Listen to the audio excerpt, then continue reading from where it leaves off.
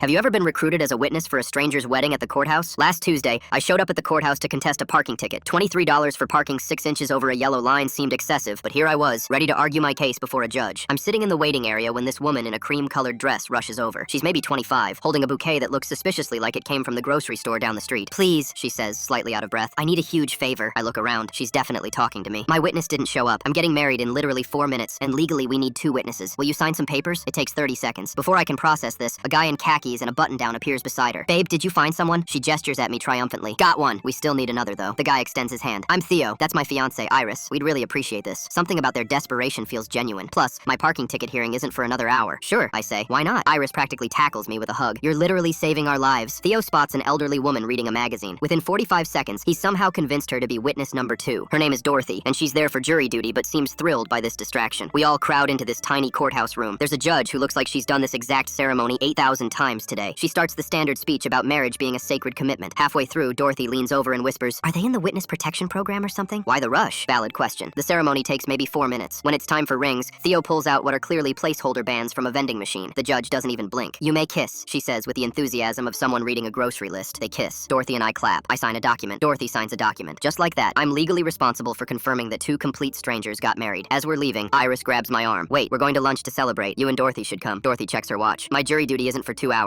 Why not?" So now I'm at a diner with newlyweds and a random grandmother eating pancakes at 11 in the morning on a Tuesday. That's when the story comes out. Turns out, Iris's father is extremely controlling and extremely wealthy. He had her whole life planned. Marry his business partner's son, merge the companies, produce heirs. Very medieval. She met Theo at a coffee shop 6 months ago. He's a middle school art teacher. Her father lost his mind when she brought him to dinner. He called me a gold digger, Theo says, drowning his pancakes in syrup. I was like, "Sir, your daughter pays for everything. I'm a public school teacher. There's no gold to dig." Last week, Iris's father threatened to have her declared mentally incompetent to access her trust fund unless she ended things with Theo. She's got $10 million sitting in an account she can't touch until she's 30, unless she's married. "So we decided to just do it," Iris explains. "Get married now, file the paperwork, establish legal independence. My lawyer says once we're married, he can't pull the incompetency card." Dorothy is fully invested now. "What about your original witness?" Iris looks embarrassed. "My best friend. She chickened out last minute. Didn't want to make my father angry." "Some friend," Dorothy mutters. We finish lunch. Dorothy and I exchange numbers with the happy couple. Promise to grab dinner sometime. I finally make it back to the courthouse for my parking ticket hearing. The same judge from the wedding is now presiding over traffic violations. She recognizes me immediately. "Witness from the earlier wedding, correct?" "Yes, Your Honor." She looks at my parking ticket, then at me. 6 inches over the line?" "Yes, ma'am." She stamps something. "Dismissed. Anyone willing to witness a courthouse wedding for strangers deserves a break." I'm walking to my car when my phone buzzes. It's a text from Iris. "My father just called. He's furious. This is amazing. Thank you for everything. Also, Dorothy wants to know if you play bingo on Thursdays." So now I play bingo with a 72-year-old woman I met at a courthouse wedding. We're 3 for 3 on wins. And Theo? He sends me photos of his students' artwork sometimes. Last week, one kid painted a portrait of a judge marrying 2 stick figures while 2 other stick figures watch. He titled it, "How My Teacher Got Married with Random People." Pretty accurate, honestly.